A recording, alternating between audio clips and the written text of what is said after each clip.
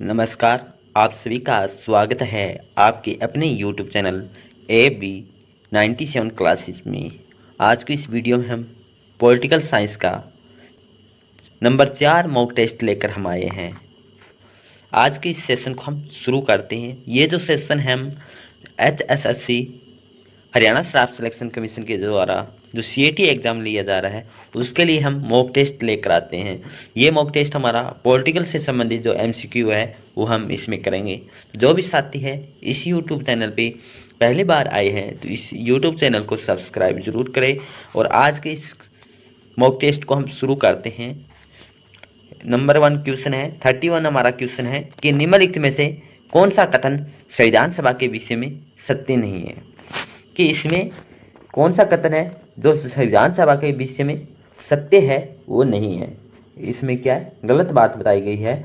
कौन सी बात है असत्य है। नंबर 1 है यह वैश्विक मताधिकार पर आधारित नहीं था। इसमें बताया जा रहा है कि ये किस पे आधारित नहीं था, वैश्विक जो मताधिकार है उस पे आधारित नहीं था। ऐसी बात नहीं है, क्योंकि जो संविधान सभा का विषय में क्या था, जो संविधान सभा का जो चुनाव हुआ किनके द्वारा इनका किया गया था, तो वो संविधान सभा में वैश्विक मताधिकार था। तो ये बात तो गलत कही गई है। यह प्रत्यक्ष निर्वाचन का परिणाम थी ना जी, प्रत्यक्ष निर्वाचन का परिणाम नहीं था। तो हमारा 1 और 2 तो रॉन्ग है। ये बहुदलीय निकाय थी। बात सही कही जा रही है यहाँ कि ये कैसी निकाय थी, बहुदलीय निकाय थी। नंबर 4 है उसमें अनेक समितियों के माध्यम से कार्य किया। बात सही है कि इसमें अनेक समितियाँ थी, उन समितियों के द्वारा संविधान सभा का निर्माण होता है। तो इसमें बहुत सारी समितियाँ थी, जैसे संघ समिति है, प्रारूप समिति है और भी बहुत समितियाँ थी। तो ऑप्शन 3 और 4 तो ये हमारे सही है, परंतु इसमें हमें पूछा गया है असत्य बताना है। तो 1 और 2 है ये हमारे असत्य हैं। तो ऑप्शन ए है इसमें हमारा सही रहेगा। ऑप्शन ए इसमें सही है। इसके बारे में डिटेल से हम अध्ययन करते हैं कि संविधान सभा के गठन के लिए राज्य की विधानसभा का उपयोग निर्वाचन मंडल के रूप में संविधान सभा अप्रत्यक्ष निर्वाचन का परिणाम थी। क्या बात बताया जा रहा है यहाँ पे, हमारी बात है कि जो संविधान सभा है, संविधान सभा के गठन के लिए जो राज्य की विधानसभाओं में का उपयोग किया गया था, किसके किया गया था, राज्य की विधानसभाओं का उपयोग किया गया था। इसमें किसका निर्माण था, राज्य की विधानसभाओं में, उनमें अप्रत्यक्ष किसका था, अप्रत्यक्ष प्रत्यक्ष निर्वाचन का परिणाम था।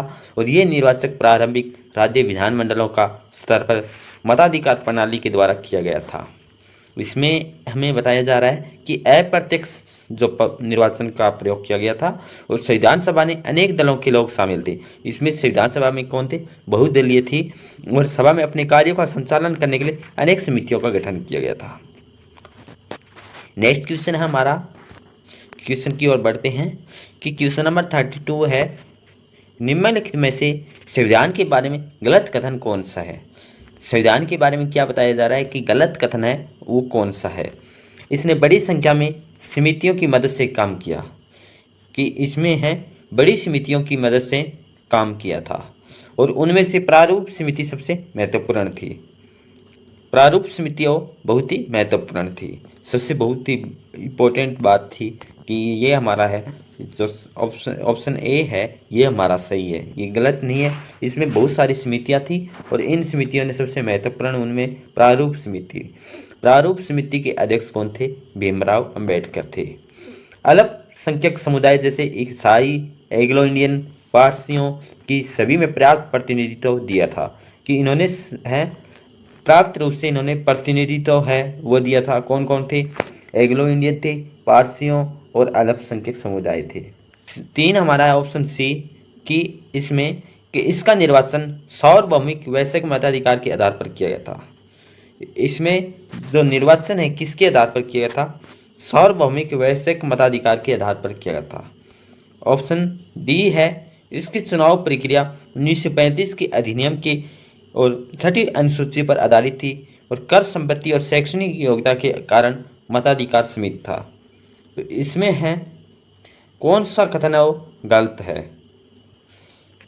तो इसमें जो हमारा ऑप्शन सी है वो रॉन्ग है। इस क्वेश्चन का जो आंसर सही रहेगा वो हमारा रहेगा ऑप्शन सी, कि इसका निर्वाचन सार्वभौमिक वैश्विक मताधिकार के आधार पर किया गया था। जो संविधान के बारे में गलत बात बताई गई है। इसके बारे में और अध्ययन करते हैं। आंसर हमारा कौन सा था? सी था। इसकी संविधान सभा के सदस्यों का निर्वाचन प्रांतीय विधानसभाओं के सदस्यों के द्वारा अप्रत्यक्ष निर्वाचन के द्वारा हुआ था, न कि सार्वभौमिक वैश्विक के आधार पर। क्योंकि इस क्वेश्चन में क्या बताया जा रहा है कि जो सार्वभौमिक नहीं, जो प्रांतीय विधानसभा थी उनके द्वारा निर्वाचन हुआ था, कि सार्वभौमिक मताधिकार के आधार पर न हो, किनके द्वारा? जो प्रांतीय विधानसभा है उनके द्वारा निर्वाचन किया गया था। इसलिए हमारा ऑप्शन सी है वो गलत है। इसी कारण हमारा ऑप्शन सी आंसर सही आया इसमें। और इसके आधार पर प्रत्यक्ष विधि के द्वारा संपत्ति और शैक्षणिक योग्यता के आधार पर मताधिकार प्रदान किया गया था। क्या दिया गया था? मताधिकार। और सभी को मताधिकार प्राप्त नहीं था। कि ये क्या था कि किन सभी को मताधिकार था? ना जी। किन किन को था? कि प्रत्यक्ष विधि के द्वारा संपत्ति और शैक्षणिक तो योग्यता थी उनके आधार पर मताधिकार था, सभी को मताधिकार नहीं था। और विभिन्न प्रांतीय विधानसभाओं के द्वारा मतदान किया गया था, ना कि सार्वभौमिक वैसे के आधार पर। इसलिए इसमें हमारा आंसर सही रहा था, ऑप्शन सी। बढ़ते हैं नेक्स्ट क्वेश्चन। क्वेश्चन नंबर 33 हमारा है, इंपॉर्टेंट क्वेश्चन रहेगा सीएटी एग्जाम के लिए, कि भारत के संविधान का प्रारूप तैयार करने वाली संविधान सभा के सदस्यों को की नामित करती है। कि जो भारत की संविधान सभा का जो प्रारूप तैयार करने वाली संविधान सभा के सदस्यों को, ऑप्शन ए है ब्रिटिश संसद द्वारा नामित किया गया था। कि जो प्रारूप तैयार करने वाली संविधान सभा के सदस्य वो किसके द्वारा नामित है, किस प्रकार है, ये हमारा क्वेश्चन है। इसमें ऑप्शन ए है ब्रिटिश संसद के द्वारा नामित किया गया था। किसके द्वारा किया गया था? ब्रिटिश संसद के द्वारा। क्या गवर्नर जनरल के द्वारा नामित किया गया था? विभिन्न प्रांतों की विधानसभाओं के द्वारा चुना गया था, या भारतीय राष्ट्रीय कांग्रेस और मुस्लिम लीग के द्वारा चुना गया था? जो संविधान का जो प्रारूप तैयार किया गया था ना, वो संविधान सभा के जो सदस्य थे वो कहाँ से उनको नामित किया गया था? ब्रिटिश संसद के द्वारा, या गवर्नर जनरल के द्वारा, या विभिन्न प्रांतों की विधानसभाओं के द्वारा, या भारतीय राष्ट्रीय कांग्रेस और मुस्लिम लीग के द्वारा? इंपॉर्टेंट क्वेश्चन है। इस क्वेश्चन का हमारा आंसर रहेगा ऑप्शन सी, कि विभिन्न प्रांतों की विधानसभाओं के द्वारा चुना गया था। और भारत के संविधान का प्रारूप तैयार करने वाली संविधान सभा के सदस्यों को जो विभिन्न प्रांतों के लोगों के द्वारा चुना गया था। क्वेश्चन नंबर 34 है नेक्स्ट क्वेश्चन हमारा, कि भारतीय इतिहास के संदर्भ में प्रांतों से संविधान सभा के सदस्यों के बारे में हमें बताना है। कि भारतीय इतिहास के संदर्भ में प्रांतों से संविधान सभा के सदस्य हैं उनके बारे में बताना है, कि उन प्रांतों के लोगों के द्वारा सीधे निर्वाचित हुए थे। जो संविधान सभा के सदस्य थे ना, वो कहाँ से निर्वाचित हुए थे? तो ऑप्शन ए है उन प्रांतों के लोगों के द्वारा। क्या प्रांत जैसे छोटे छोटे राज्य है, राज्यों से प्रांत है उनका निर्माण हुआ, उनसे क्या ये निर्वाचित हुए थे सीधे? क्या ऐसी बात थी? ना जी, सीधे निर्वाचित प्रांतों के द्वारा नहीं हुए थे। भारतीय राष्ट्रीय कांग्रेस तथा मुस्लिम लीग के द्वारा नामित हुए थे? ना जी।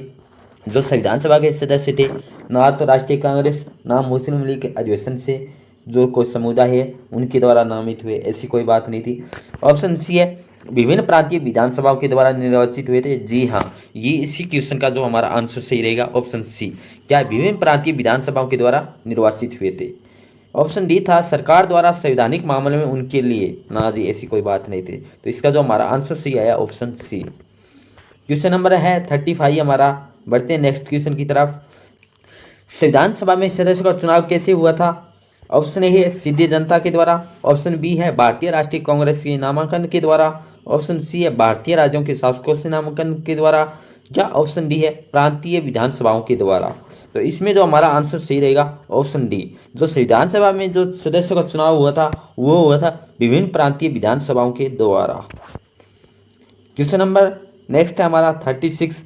संविधान सभा के चुने हुए स्थायी अध्यक्ष कौन थे? संविधान सभा के स्थायी अध्यक्ष पूछा जा रहा है। यहाँ से हमारे क्वेश्चन बन सकते हैं दो क्वेश्चन। एक तो क्वेश्चन बनेगा अस्थायी अध्यक्ष कौन थे, अस्थायी अध्यक्ष। एक क्वेश्चन है हमारा स्थायी अध्यक्ष।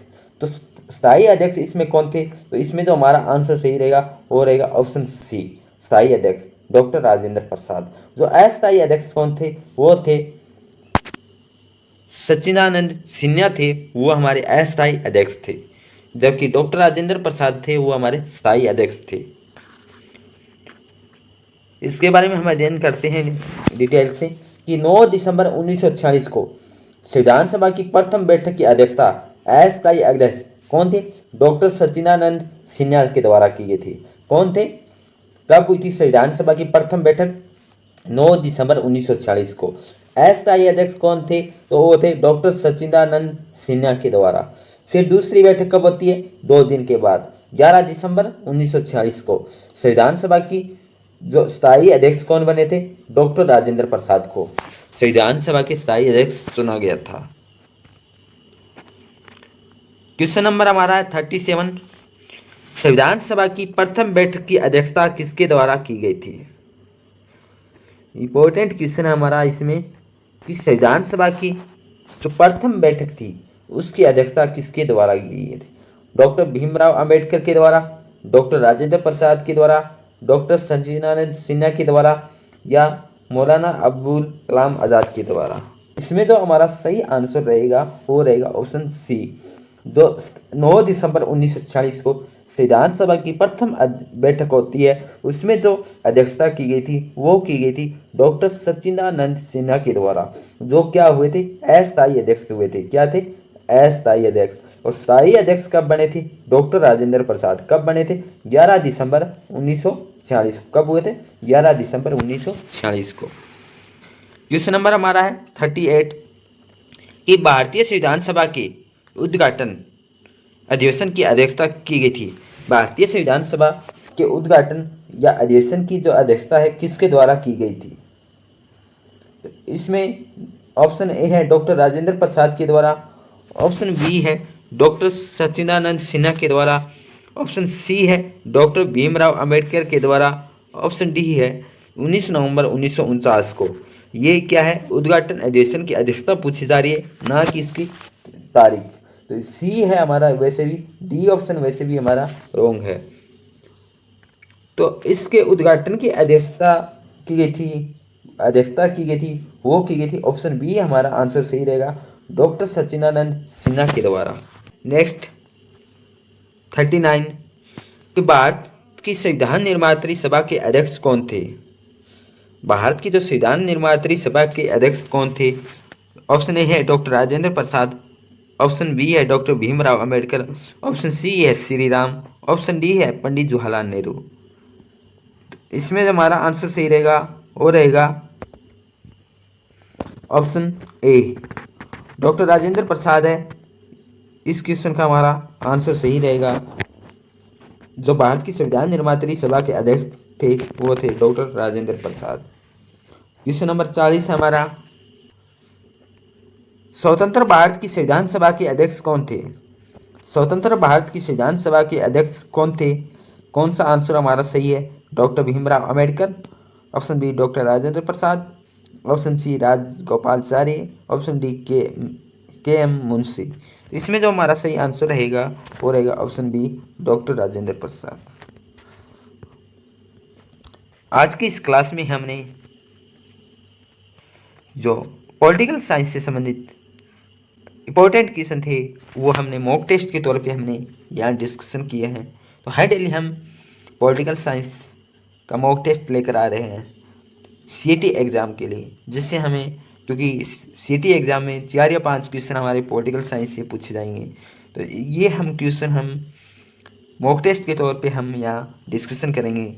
तो इससे हमारी अच्छी तैयारी हो सके। और जो भी साथी इस यूट्यूब चैनल पे पहली बार आए हैं तो इस चैनल को सब्सक्राइब जरूर करें, लाइक शेयर और कमेंट सेक्शन में ज़रूर बताना क्लास कैसे रही। Thank you all of you. जय हिंद, जय भारत।